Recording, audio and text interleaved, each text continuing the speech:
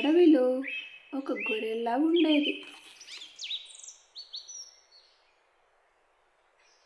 దానికి చిన్న ప్రాణులు మరియు మూగజీవాలు అంటే మక్కువ ఎక్కువ. ఎక్కడ ఏ చిన్న జంతువు కనిపించినా ఇంటికి తీసుకొని వెళ్ళి వాటికి ఆహారం పెట్టి పోషిస్తూ ఉండేది. ఒకరోజు నడుస్తూ వెళ్తున్న గొరెల్లా కంటికి ఒక చిన్న పాము పిల్ల కనిపించింది. అరే, ఎంత చిన్న పిల్ల!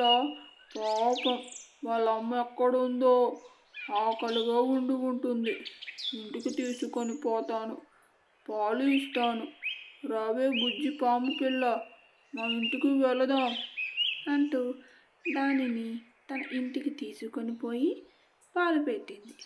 అదే సమయంలో గొరెల్లా వాళ్ళ తండ్రి అక్కడికి వచ్చి ఇలా అంటున్నాడు: నువ్వు చేసేది ఏమీ బాగోలేదు. ఇంటి నిండా జంతువులు, పక్షులు, క్షీరదాలు, వాటితో నాకు తలనొప్పి వస్తుంది. అవి చాలవన్నట్లు ఈరోజు పాము పిల్ల తెచ్చావు. పాము చాలా ప్రమాదకరమైనవి. వాటితో జాగ్రత్తగా ఉండాలి. నా మాట విను. దానిని ఎక్కడి నుండి తెచ్చావో అక్కడే వదిలిరా. మూర్ఖుడిలా ప్రవర్తిస్తున్నావు. నువ్వు ఎన్ని చెప్పినా నేను వినను. నాతోనే ఉంచుకుంటా అని తండ్రి మాటను వినలేదు ఆ గొరెల్లా.